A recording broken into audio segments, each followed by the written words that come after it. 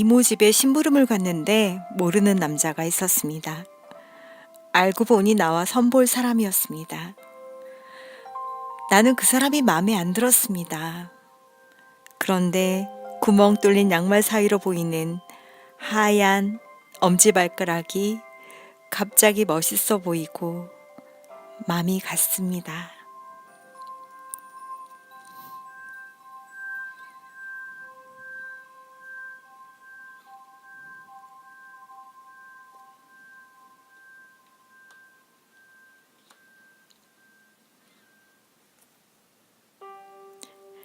안녕하세요. 리스본 라디오 온러브 서점 리스본의 정서점 정현주입니다. 일주일 동안 잘 지내셨습니까?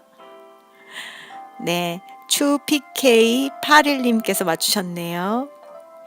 오늘 시작하면서 들려드린 것은 우리가 글을 몰랐지 인생을 몰랐나? 여든 앞에 글과 그림을 배운 순천 할머니들의 그림 일기 중에서 들려드렸어요. 멋있죠? 이모 집에 심부름을 갔는데 모르는 남자가 있었습니다. 알고 보니 나와 선볼 남자였습니다. 그런데 그 사람이 마음에 안 들었습니다. 구멍 뚫린 양말 사이로 보이는 하얀 엄지를 발가락이 갑자기 멋있어 보이고 마음에 갔습니다. 이 책은 2월 달에 비밀책으로 선정해서 여러분한테 보내드렸어요. 리스본 가족 중에 한 200분 정도가 이 책을 받아서 보셨는데 어떻게 읽으셨나 모르겠네요. 추님께서 밤마다 소리내서 읽고 있는 책이에요 하셨네요. 네, 사랑스러운 부분이 많아요. 그리고 이 책을 읽으면 할머니들이 살아왔던 시간에 대해서 생각하게 됩니다.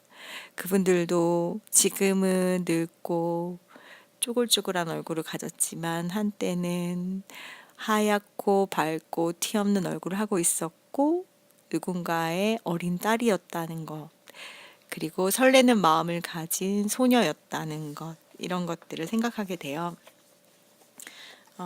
오늘 읽어드린 부분은 장선자 할머니의 일기였는데요. 제목이 구멍 뚫린 양말 때문에 결혼입니다. 앞부분은 읽어드렸고, 우리는 마음에 들어 자주 만났습니다. 하루는 뚝길을 걷다가 광양까지 갔습니다. 그 사람이 자장면을 먹자고 했습니다. 그런데 메뉴판을 보더니 나가자고 해서 다시 걸어서 집으로 왔습니다. 나중에 돈이 모자라서 그랬다고 했습니다. 남편은 자장면 한 그릇도 못 사줄 정도로 가난했습니다. 이런 얘기들이 나와 있어요. 아직 보지 않으신 분은 한 번쯤 읽어보시면 좋은 책이에요. 혹시 서점에 가시면 한번 들춰라도 보세요. 내 이름은 손경애입니다. 태어난 곳은 전북 순창군 유등면 창실입니다. 이남 이녀 중 첫째 딸로 태어났습니다. 키는 작지만 애교가 많아 인기가 많습니다. 취미는 노래 부르고 음악 듣는 것을 좋아해서 남들이 이미자를 닮았다고 했습니다. 젊었을 때는 이미자보다 노래도 잘하고 얼굴도 더 낫다고 생각하고 밤이나 낮이나 이미자 흉내를 내며 노래를 불러댔습니다. 세월이 흘러 내 나이 68이 되었습니다. 살아오면서 산전수전 다 겪느라 지금은 건강이 좋지 않습니다. 이제는 노래 한 곡 부르는 것조차도 숨이 차서 힘이 듭니다. 우리에게도 언젠가 이런 날이 오겠죠? 이분들이 살았던 시절이 아주 오래 전이구나라고 느낄 수 있는 부분도 있어요. 집을 비운 사이 바람난 남편. 한 달 동안 시댁 농사 일을 도와주고 왔더니 남편은 동네 술집 여자와 바람이 났습니다. 그 여자는 우리 애들을 돌봐준다는 핑계로 우리 집을 드나들고 있었습니다. 하루는 남편이 그 집에서 나오는 것을 붙잡아 나는 한 달 동안 뼈 빠지게 일하고 왔는데 헛짓거리 하고 있었냐고 했더니 남편은 화를 못 이기고 연탄을 들고 와 나에게 던졌습니다. 나는 연탄에 맞아 걷지를 못했습니다. 남편은 눈에 보이는 것이 없었습니다. 내 멱살을 잡고 벽에다 머리를 얼마나 찧었는지 얼굴이 부어 밖에도 못 나갔습니다. 남편은 그 뒤로는 바람도 안 피우고 나한테 잘했습니다. 그런데 요즘은 머리가 울리면서 아프고 어지러워 그때 맞은 생각이 납니다. 옛날에는 정말로 이런 시절이 있었어요. 그죠? 한 사람이 한 사람에게 속한 존재가 되어 살던 시절, 그리고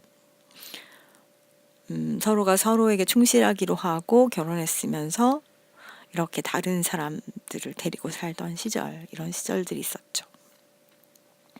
드라마 눈이 부시게처럼 저희에게도 그런 날이 오겠죠. 예, 이 드라마 안 봤는데 김혜자 선생님 나오는 드라마 맞죠? 되게 좋다고 얘기는 들었어요. 올 QQPP 올림 맞아요. 드라마 이번 주에 끝나요. 벌써 끝나는구나. 한번 챙겨봐야 되겠어요. 요즘에 너무 바빠가지고 서점 일이 뭐가 이렇게 바쁜지 바빠가지고 아니 여러분 들리세요? 지금 마당에서 데이트하고 있어. 큰 소리 내면서 쫓을까요? 나가서 이번 주 리스볼 라디오 주제는 지난주에 다하지 못한 사랑은 한 줄 고백으로부터 왔다 이야기 남은 거 더 해볼 거고요. 이번 주는 할머니의 기억 이야기 할 거예요. 할머니에 대한 기억들, 할머니의 기억이라고 하면 생각나는 책들 있으시죠? 소개해 주세요. 이따가 채팅창에 올려주시면 됩니다. 선물로는 컬처드 커피에서 준비한 커피 드립백 7개들이 한 팩 보내드릴 거고요. 카페 샌드박 샌드위치 교환권은 이제 드릴 수가 없게 됐어요. 아까 샌드박 사장님도 들어오셨던데 카페 샌드박이 이번 주 수요일에 문을 닫습니다. 저한테는 아주 소중한 기억이 많은 카페였는데 거기서 책도 3권 읽었었거든요. 샌드박 샌드위치가 환상적으로 맛있거든요. 여러분이 아직 못 드셨다면 수요일 전에 가셔야 됩니다. 내일부터 뛰어가세요. 스타카토 라디오 안쪽에 제가 그림을 몇 점 그린 게 있는데 그 안에 샌드박을 그린 그림이 있어요. 그리고 그래도 사랑도 거기서 썼고 다시 사랑도 거기서 썼어요. 근데 이제 샌드박이 사라진다고 하니까 뭔가 되게 이상하네.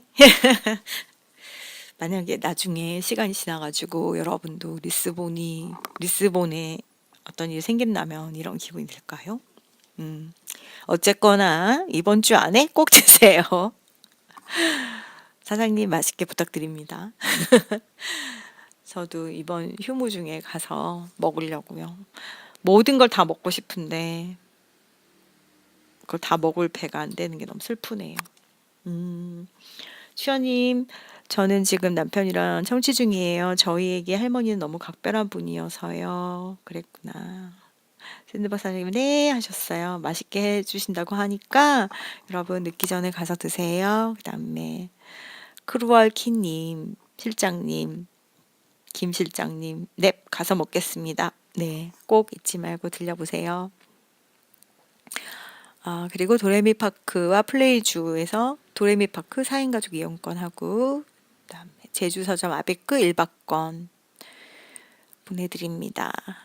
1사분기 한 분께 보내드릴 거예요. 그리고 리스본 가족 책갈피 1개 선물로 준비해 두었습니다.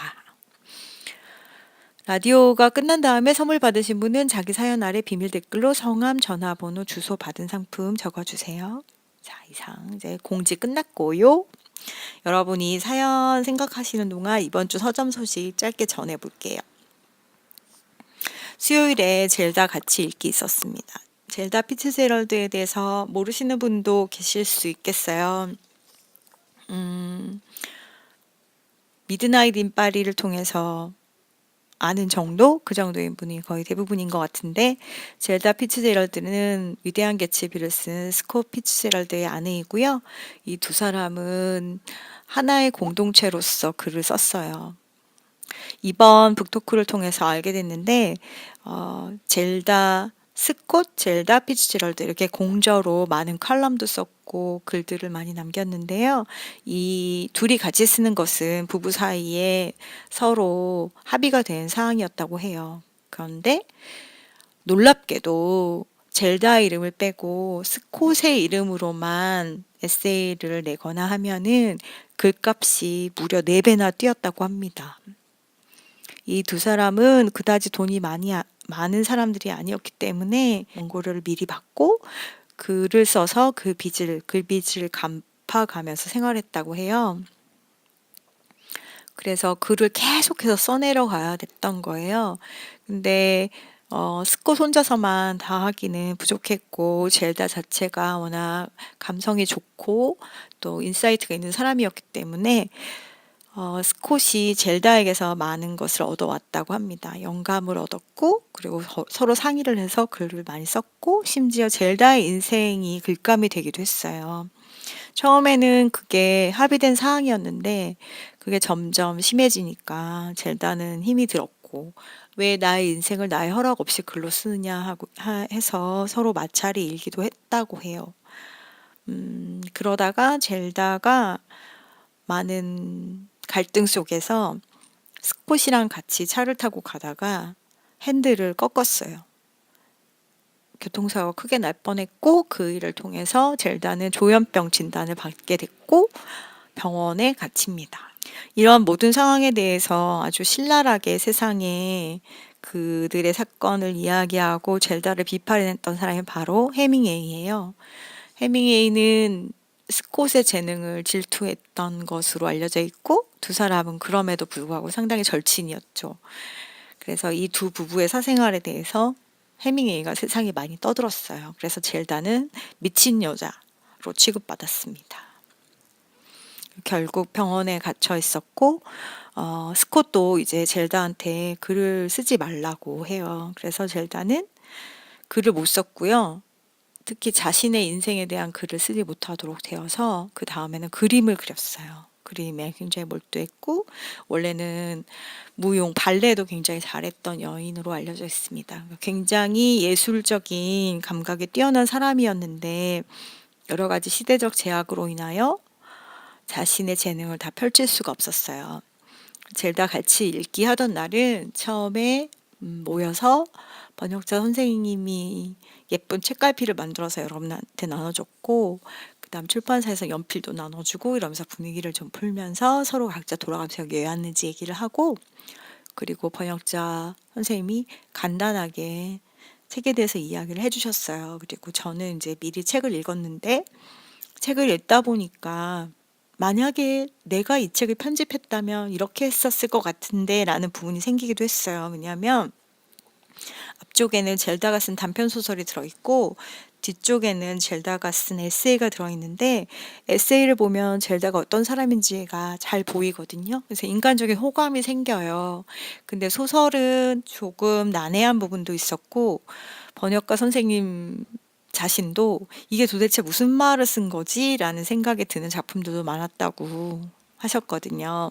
그런데 뒤에 점점 갈수록 매력적이고 에세이 부분에 보면은 그녀가 눈앞에 보이는 것처럼 느껴지거든요. 친근하게 느껴지니까 글에 대한 호감도가 올라가요. 그래서 만약에 여러분이 젤다 책을 읽으신다면 편집되어 있는 순서대로 읽으실 필요는 없고 이렇게 앞에 읽다가 뒤에 읽다가 번갈아 가면서 읽으셔도 좋아요. 나의 절친이자 남편인 사람의 책에 대한 글이 나오는데 은근슬쩍 남편을 비꼬는 글도 재미있고 그 뒤에 그녀가 살던 시대의 여성의 삶을 엿볼 수 있는 글들도 많이 있어요. 그날 이제 처음에는 책에 대해서 이야기하다가 점점 여성으로서 산다는 것에 대한 이야기들을 많이 나누게 됐고요. 특히 뭐 더 와이프에 대한 영화 얘기도 하고 그러다가 집에 갔는데 엄청 긴 메시지를 보냈더라고요. 어제 함께한 시간이 정말로 좋았고 본인에게 많은 영감을 주었다. 앞으로 여성으로서 어떻게 살아가야 되는가에 대해서도 많이 생각했다. 그래서 그게 얼마나 좋았는지 지난밤 꿈에 우리가 다시 만나서 같이 이야기를 나누었다. 이런 걸 보내주셔서 되게 고마웠고 의미가 있었구나 우리가 같이 한 시간이 라는 생각이 들었고요. 하루가 지나서 또 하고 싶으면 하는 거지 비혼 북토크를 함께 했거든요. 정말 재밌었어요. 김혜순 선생님은 41년생이에요. 41년생이니까 올해 79 되셨고요.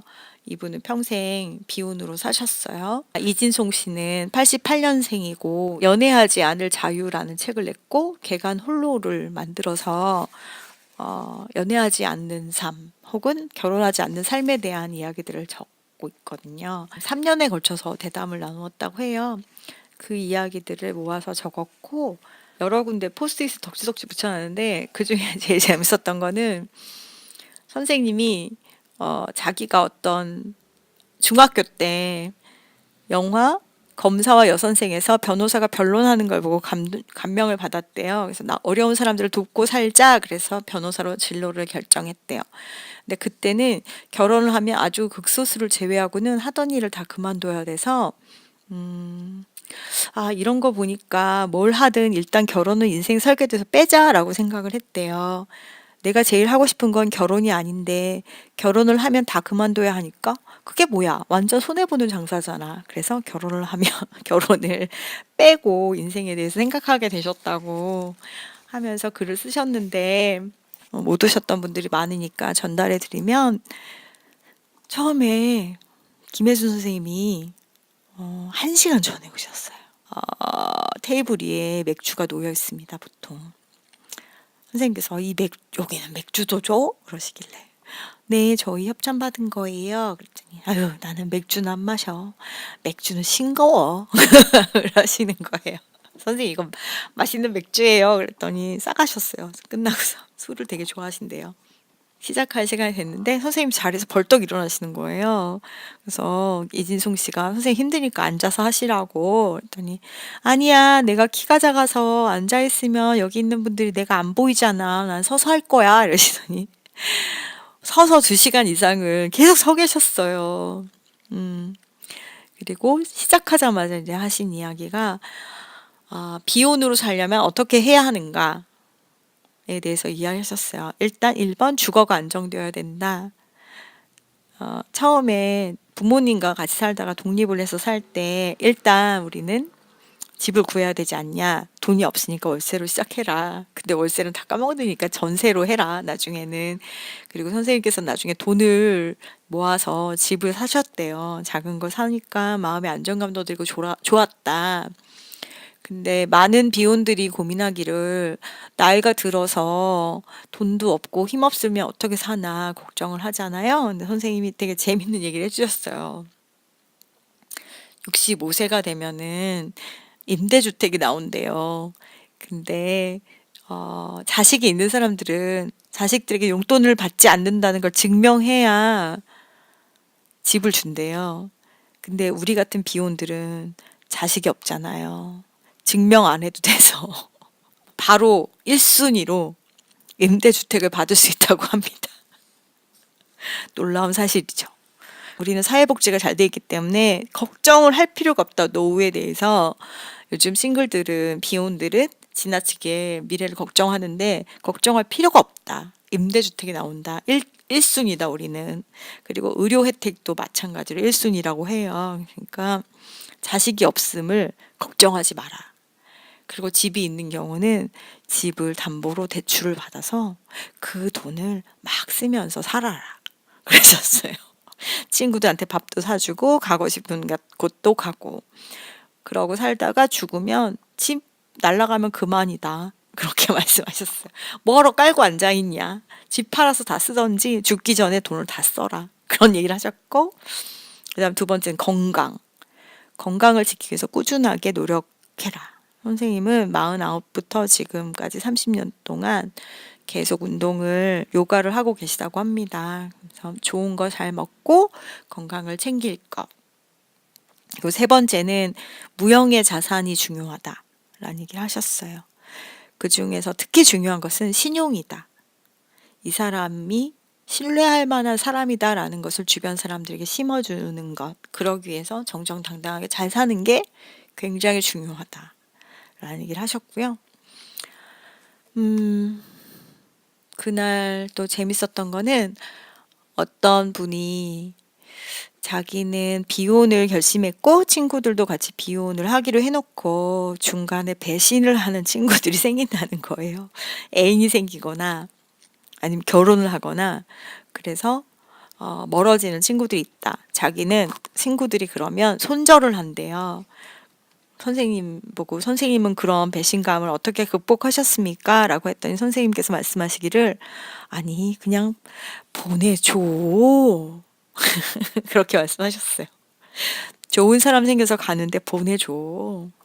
그리고 "내가 얼마 전에 아파서 병원에 입원을 해 봤는데 입원을 해 보니까 유부녀 친구들이 좋아. 걔네는 싱글한테 없는 따뜻함이 있어. 맛있는 반찬을 해다 줘. 그러니까 친구한테 짝이 생기면 축복해 주고 잘 살기를 기도해 주고 손절 같은 거 하지 마. 옆에 둬." 그러셨어요.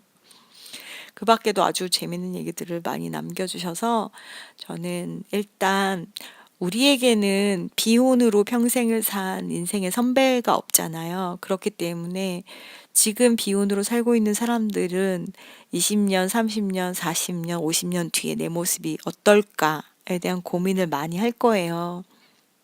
선생님처럼 잘 살고 건강하게 나이 든 비혼들이 있다는 것은 현재를 살아가는 비혼들한테 큰 희망이 된다고 생각합니다. 그리고 끝날 때쯤 사인을 받았는데 선생님이 사인을 하시면서 전화번호를 알려주셨어요. 참가자들한테 전화번호 알려주시면서 힘든 일이 있을 때 전화하라고. 선생님 같은 경우는 사회운동을 많이 하셨기 때문에 마음이 맞는 사람들의 연대를 중요하게 여기시더라고요. 힘든 일이 있을 때 전화해라. 내가 뭐 대단한 것을 줄 수는 없지만 얘기를 들어줄 수는 있고 또 오래 살아온 사람으로서 줄 수 있는 어떤 팁들이 있을 테니까 많이 힘들 때는 혼자만 고민하지 말고 나한테 그냥 전화해라고 하셨어요. 그게 옆에서 보면서 좀 깜짝 놀랐거든요. 어떤 북토크에서도 저자가 그렇게 하는 모습을 본 적이 없었고 사회적인 연대를 중요하게 살아온 사람이기 때문에 할 수 있는 행동이구나. 좀 감동했어요. 그리고 선생님은 맥주를 싸들고 총총총총 사라지셨습니다. 금요일엔 독서실 있었고 이번 주 독서실은 희한하게 서로 막 말이 터져가지고 서로 열심히 얘기를 하면서 별별 얘기를 다 하다가 결국은 이제 이번 주에 있었던 서점 얘기들을 했고 김혜수 선생님 얘기를 하다가 기성세대와 신세대 사이의 갈등에 대한 이야기를 했어요. 요즘 90년생이 온다라는 책이 화제잖아요. 실제로 이제 제가 이번 주에 다른 일 때문에 미팅을 갔는데 앉자마자 40대인 사람들이서 다 40대들끼리 막 요즘 애들을 이해하기가 너무 어렵다. 의사소통이 안 된다. 이런 얘기를 한 2시간 동안 막 신나게 했어요. 그래서 그렇구나. 뭐 회사에서 생긴 일들 막 얘기 들으니까 막 뜨악한 거예요. 어떻게 이렇게 의사소통을 할 줄 모르고 자신의 의사를 전달하는 과정이 일방적이지? 되게 의아해가지고 저도 이제 와서 90년생이 온다 책을 읽었어요. 공부해야 되겠다. 신세대에 대해서. 이런 생각을 했는데 또 손님들이 찾아오셔가지고 요즘 흔히 말하는 젊은 세대, 신세대가 쓴 에세이 책 좀 주세요라는 분이 계셨어요. 근데 그분도 젊어 보여가지고 아니 왜 젊으신데 그런 책을 찾으세요라고 했더니 회사에 이제 90년대생들이 많이 들어왔고 후배들하고 일할 일이 많은데 후배들을 이해하기가 어렵다는 거예요. 그래서 저희 서점에는 요즘 20대 생각을 엿보려면은 독립 출판물을 보는 게 맞는 것 같아요. 그래서 고민을 했는데 딱히 드릴 게 없어서 이슬아님 책을 추천해서 드렸는데 그리고 나중에 90년생이 온다 가지고 같이 스터디 하자고. 그분은 심지어 80년대 중반생인 거예요. 근데도 막 고민이 많이 된다고 하셔서 요즘 비슷한 고민들을 하고 있구나라는 생각을 했고 그래서 독서실에서 그 얘기를 풀어놨는데 독서실 멤버들이 거의 90년대생이었어요. 한 분 빼고 다 90년대생이어서 와 재밌구나. 90년대생들 서점에 오는 사람들은 너무너무 괜찮은데 라고 제 친구한테 얘기를 했거든요. 그 친구도 이제 그 신세대들 때문에 고민이 많다고 해서. 그래서 근데 우리 독서실에 오는 90년대생들은 다 멋있어. 괜찮은데? 그랬더니 그 친구가 책 많이 읽는 사람들은 괜찮을 겁니다. 라고 해서 또 한 번 멘붕이 왔었습니다. 아, 90년대 생이 문제가 아니라 점점점. 헬레님, 그럼 뭐가 문제라고 생각하세요? H라디오님, 선배들을 이해하고 싶은데 90년대생 후배들은 어떤 책들을 읽어야 할까요? 아, 90년대생 후배들이 읽어야 될 선배들을 이해하고 싶은 책이 너무 많죠. 다 지금 선배들이 쓴 책이잖아요. 인요암 님께서는 전 90년대생인데 그 책이 공감이 안 가더라고요. 그리고 헬레님께서는 요즘 일하는데 책임감의 부재가 너무 크네요. 휙 그만두는 사람이 너무 많아요. 하셨어요. 아, 이거는 세대의 문제가 아닐 수도 있을 것 같아요. 이 근로 환경에 바뀌어서 그럴 수도 있지 않을까? 인유와 암님께서는 90년생인데 그 책의 어떤 부분이 공감이 안 가시던가요? 그것도 얘기해 주세요. 저희 기획을 하나 제가 생각했는데 90년대생과 80년대생과 70년대생들의 만남을 한번 서점에서 만들어 볼까 합니다. 그래서 요즘 세간에 유행하고 있는 이 세대론에 대해서 격렬하게 토론을 하는 시간을 가져봤으면 싶어요. 90년생이 온다를 전체적으로 아직은 다 못 읽었어요. 앞부분만 좀 읽었는데요. 그 책에서 중요한 부분은 서로가 서로의 세대를 이해하기 위해서 노력해야 된다라는 거였거든요. 그러니까 지금 H 라디오님처럼 선배들 이해하기 위해서는 뭘 해야 될까요? 라고 얘기했잖아요. 그런 것처럼 서로가 서로를 이해하려는 노력들이 필요한 것 같아요. 어차피 자란 환경은 다르고 또 책에서도 그렇고 많은 사람들이 인터넷 세대가라서 의사소통의 방식이 다르다고 하잖아요. 그러면 그 의사소통의 방식이 어떻게 다른지, 그들과 소통하기 위해서는 어떻게 해야 하는지를 서로 공부를 했으면 좋겠어요. 그리고 흔히 말하는 신세대들에게 조금 바라는 점이 있다면 여러분은 엄마 아빠랑 같이 컸잖아요. 그러니까 나이 든 사람들이 어떤 사람들인지 알잖아요. 하지만 어른들은 지금의 세대가 인류 최초로 처음 나타난 세대이기 때문에 어떤 선 경험이 없어요. 그래서 무엇을 근거로 이해해야 될지를 몰라서 우왕좌왕하고 있습니다. 그러다 보니까 뭐 이번 독서실에서 얘기하는데 옛날에는 나 때는 이런 말이 너무 듣기 싫다는 거예요. 근데 물론 그중에는 꼰대인 분들도 많을 거예요. 그렇지만 또 어떤 분들은 나 때는 이러는데 너희 때는 어떠니? 라는 물음을 가지고 그런 말을 꺼내시는 분들도 분명히 있을 거거든요. 그러니까 서로가 세대를 이해할 수 있는 기회들을 서로에게 제공하고 또 상대를 이해하려는 노력들을 해보는 게 어떨까라는 생각을 이번 주 내내 했습니다. 그리고 토요일엔 색채 심리 있었는데 색채 심리는 늘 그렇듯 신기하고 재밌었고 옆에서 지켜보고 있으면 나는 어떤 사람인가, 난 어떤 특질을 갖고 있는가에 대한 궁금증을 가지고 저렇게 많은 사람들이 살아가고 있구나라는 생각을 합니다. 헬레님 불러주세요. 사철님 그거 꼭 라이브 해주시죠. H라디오님 우왕 재밌을 것 같아요. 에이프릴 브리즈님 좋은 기획. 네, 좋게 끝나야 될 텐데 끝나고 가면서 또 역시 꼰대들은 안 돼 이러고 가는 건 아니겠지? 자, 이제 여러분 사연 봐야 돼요. 사랑은 한 줄의 고백으로 왔다. 지난주에 다 못한 게 너무 많아서 이번 주에 좀 더 하고 갈게요. 라라리 라라님, 우리의 오늘은 항상 봄날 같다. 따뜻한 봄 햇살처럼 노란 포스트잇에 적어줬던 종이에 반듯하게 써있던 글씨. 그것만으로도 설레었던 중학교 첫사랑의 추억입니다. 지금 생각하면 손발이 감싸 쥐어질 정도였지만 귀여웠던 학창 시절인 것 같아요. 우리의 오늘은 항상 봄날 같다. 아이고 귀여워.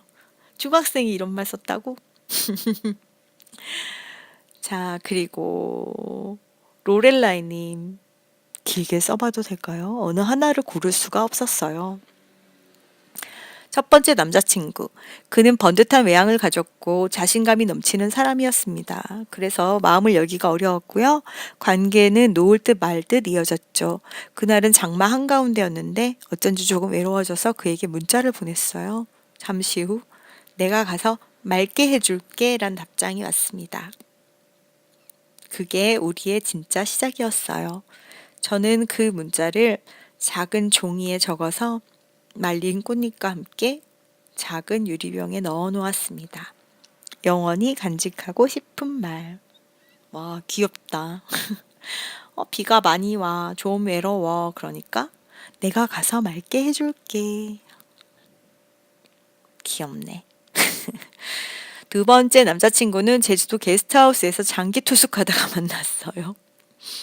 그는 친구와 여행을 왔는데 게스트하우스 문을 열고 들어오는 그 사람을 보고 전 첫눈에 반했습니다. 하지만 앉은 자리가 너무 멀어서 말을 걸 수가 없었어요. 슬쩍슬쩍 쳐다보았을 때 그 사람은 저에게 아무 관심이 없어 보였죠. 다음날 게스트하우스 사람 몇몇이 같이 우도를 가자고 했고 저는 우도에 갔었지만 다시 가보기로 했죠.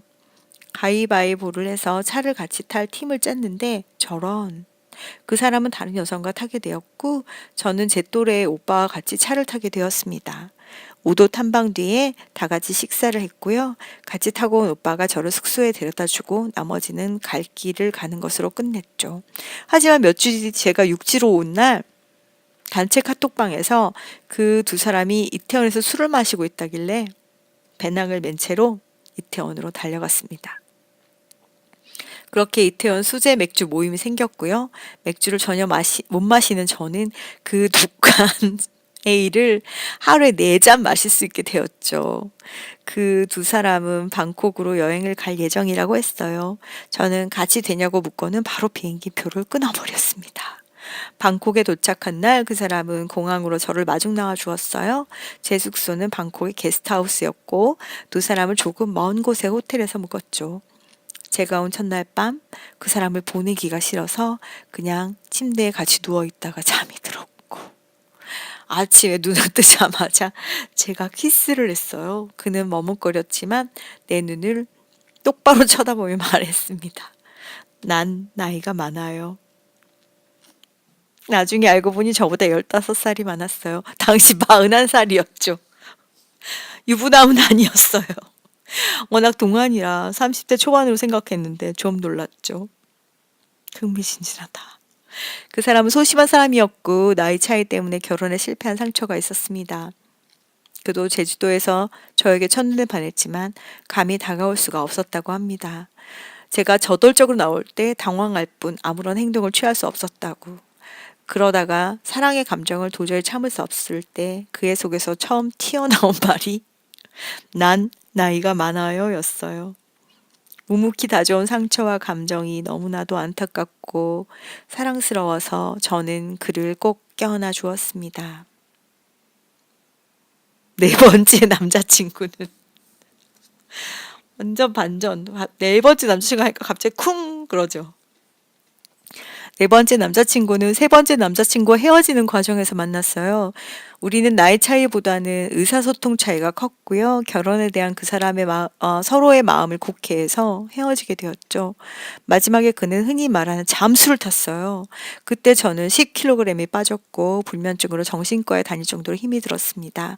당시 저는 피아노 학원을 다닌 지 2년이 되어가고 있었는데 학원이 문 닫을 때까지 피아노를 쳤어요. 악보의 세계에선 슬픔이 어느 정도 잊혀졌으니까요. 어느 날 한 남자애가 로비에 있는 그랜드 피아노로 쇼팽의 야상곡 녹턴을 치는 걸 봤어요. 곧고 길게 뻗은 손가락이 음률을 타고 유려하게 흘렀죠. 마음이 편안해졌습니다. 우울한 단조의 음악에 내 울분도 차분히 가라앉는 것 같았죠. 그러다가 몇 번은 학원 로비에서 잠이 들어버리기도 했어요.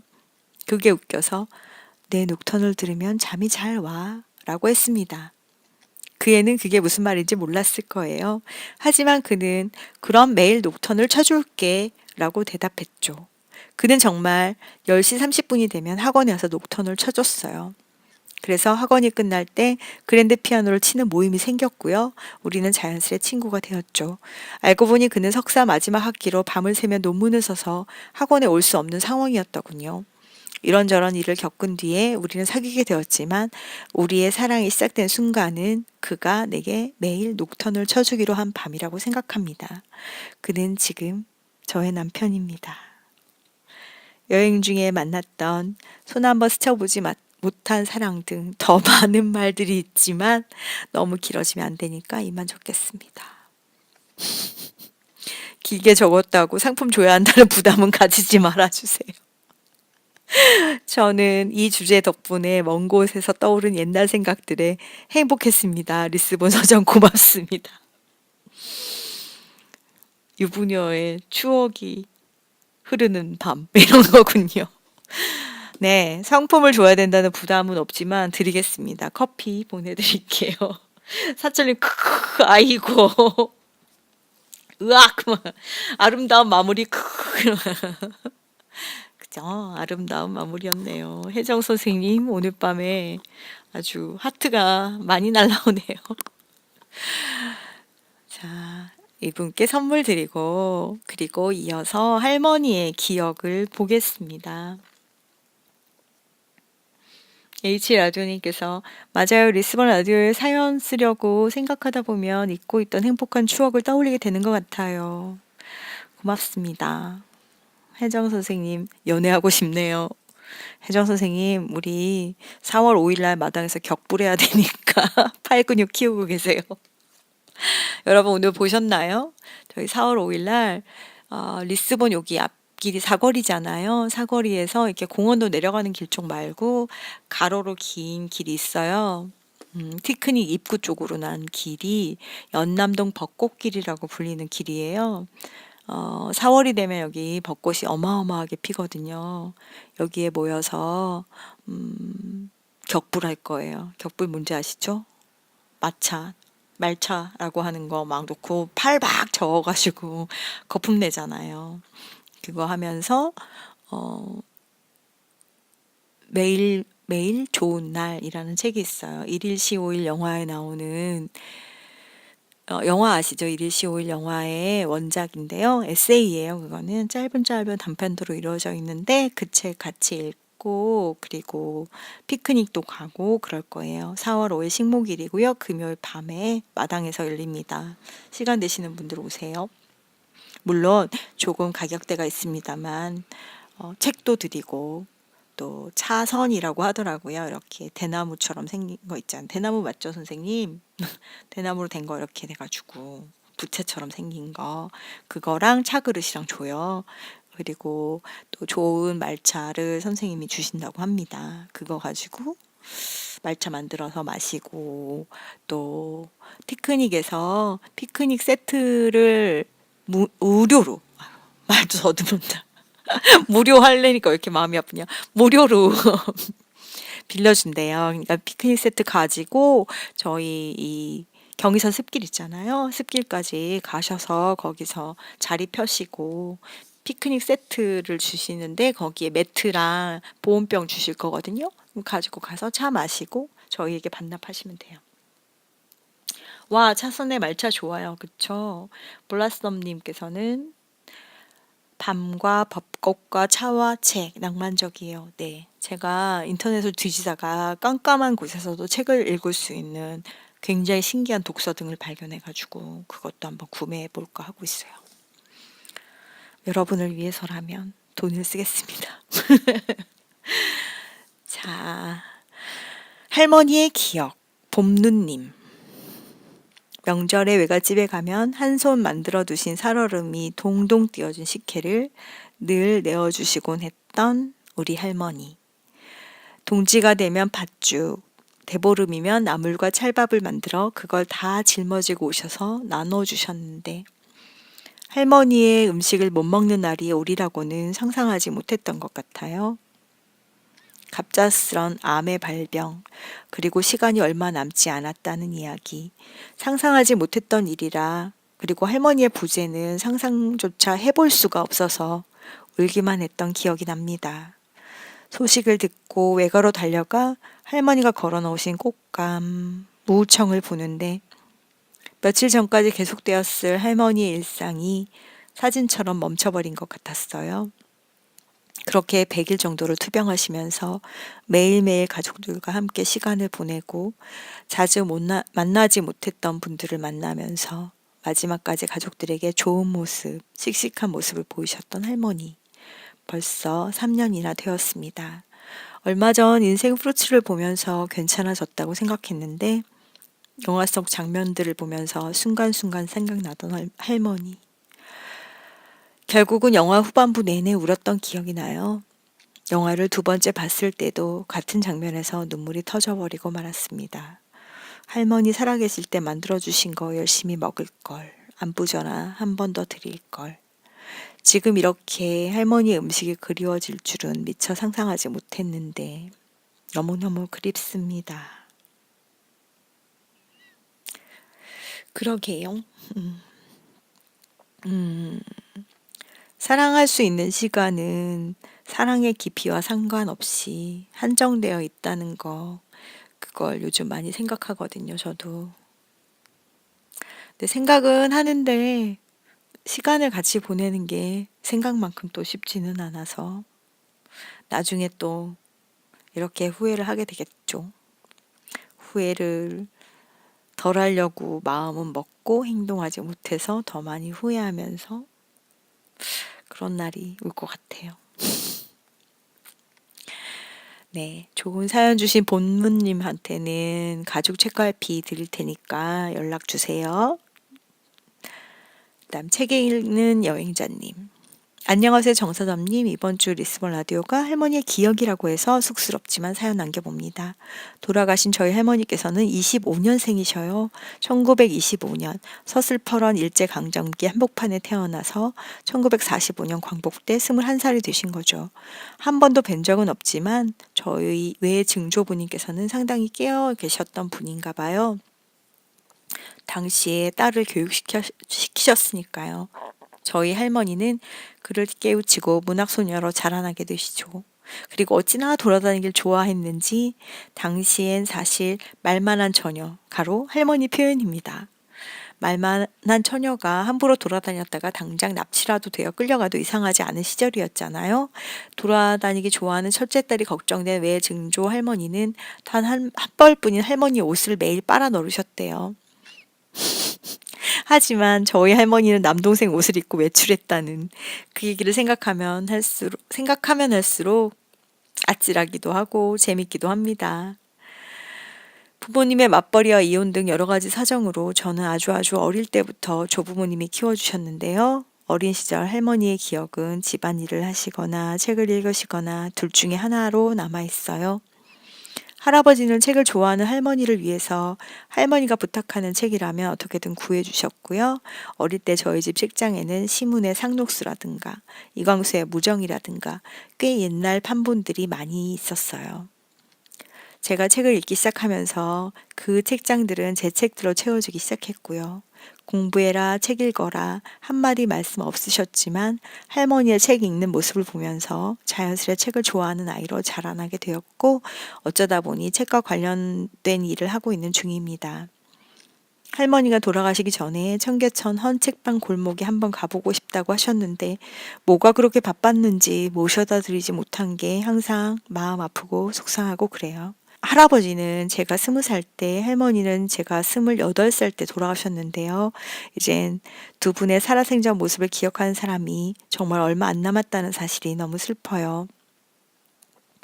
내가 어른이 되는 만큼 두 분은 늙어간다는 사실을 왜 몰랐을까요? 개성 출신 할아버지를 위해 서울 출신 할머니가 배운 이북 요리 레시피도 경찰 가족으로 겪었던 한국 전쟁에 관한 이야기도 모두 기록으로 남겨놓지 않았다는 사실이 너무 속상하네요. 언제까지나 제 옆에 계셔 주실 거라 생각했어요. 두 분은 연도는 다르지만 같은 날 하늘로 가셨습니다. 그걸 보고 친척 어른들은 할머니가 너희들 힘들까봐 제사 한 번만 지내라고 할아버지랑 같은 날 가셨나 보다라고 말씀하시곤 하는데 정말 그런 것 같다는 생각을 하기도 해요. 두 분 금슬이 워낙 좋기도 하셨고요. 그래서 제사는 1년에 한 번만 지내곤 하는데 사실 제사가 다 무슨 소용인가요? 살아계실 때 더 잘할 걸이라는 생각을 매일매일 합니다. 아무튼 어찌 마무리를 지어야 할지 모르겠는데 책과 여행을 좋아하신 할머니 덕분에 지금의 제가 있을 수 있다고 생각합니다. 그리고 우리 모두 후회가 조금이라도 덜 남도록 가로하고 아무리 잘해도 후회는 남아요. 가로 닫고. 사랑하는 사람이 살아있을 때 잘 하자고요. 그럼 이만. 와, 어쩜 이렇게 책 만드는 분이라고는 하지만 글을 이렇게 잘 쓰셨을까요? 그러게요. 참, 할 말이 많은데 할 말을 못하겠는 사연이네요. 좋은 사연 주신 책 읽는 여행자님께는 가죽 책갈피 보내드릴 테니까 자신의 글 아래 댓글로 성함, 전화번호, 주소 남겨주세요. 그리고 사연이 조금 더 있는데 오늘은 여기서 마쳐야 될 시간이네요. 맨날 할 때마다 제가 내가 또 말을 쓸데없이 너무 많이 했어.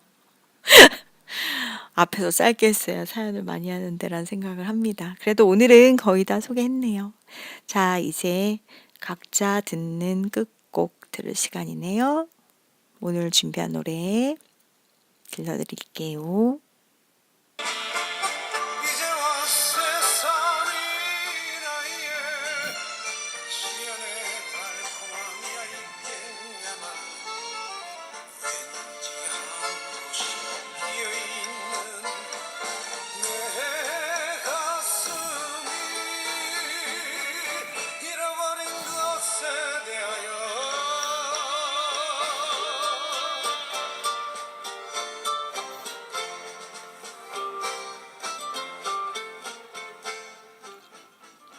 네.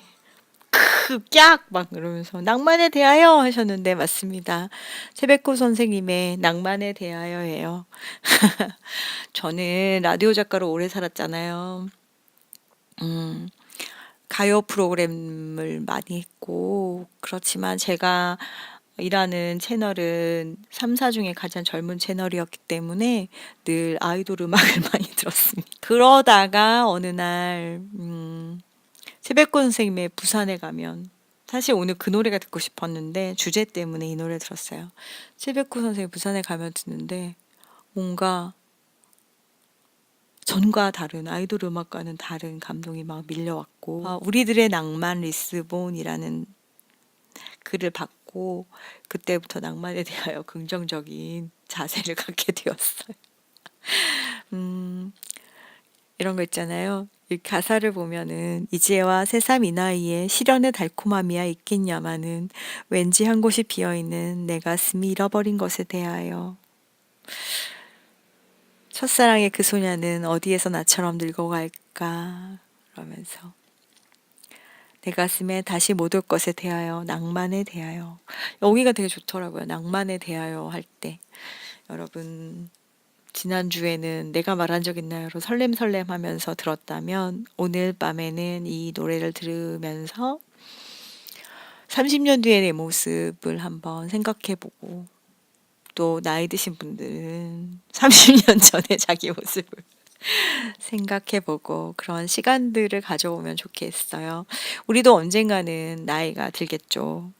이미 들었고 김혜수 선생님께서 당신 번호를 젊은 친구들한테 적어주시면서 힘들 때 나한테 전화해라고 하실 때 생각했어요. 그래, 맞아. 우리가 함께 할 때 더 풍성해질 수 있지. 또래랑만 지낼 때와는 다르게 어른을 만날 때 안심이 되는 부분도 있고 또 나보다 젊은 사람들을 만날 때 채워지는 것도 있잖아요. 어른들을 만나서 지혜를 배울 수 있는 공간이 되면 좋겠어요, 리스본이. 그리고 또 반대로 어른들은 젊은 사람들을 만나서 새로움을 채우는 공간이 될 수 있으면 좋겠고. 그리고 이 둘에게, 우리에게 중요한 것은 이런 노력들과 시도를 계속 해가는 일일 거라고 생각합니다. 서로의 입장에서 서로를 이해하려는 노력과 시도. 리스본에서 그런 일들이 계속 일어나면 좋겠어요. 이제 또 우리 헤어져야 될 시간이네요. 추님께서 윤여정 쌤이 그랬어요. 20대로 돌아가고 싶지 않다고, 지금이 좋다고. 저도 나이 들어서 저런 생각을 할 수 있으려나요? 하시게 될 겁니다. 저도 이미 그런 생각을 하고 있거든요. 20대는 아름다웠고 설레는 일이 많았지만 그때 미숙함으로 돌아가고 싶진 않아요. 지금 이 나이에 내가 배우고 갖춘 것들로 앞을 보고 나가고 싶거든요. 저도 지금이 좋아요. 윤여정 선생님도 아마 그러실 거고 여러분도 지금을 잘 산다면 나이 들어서 비슷한 생각을 하시게 될 겁니다. 자, 이번 주도 함께 해주셔서 고마웠습니다. 다음 주 일요일 밤 10시에 웃으면서 다시 만나요. 이상 리스본 라디오 온러브 서점 리스본의 정서점이었습니다.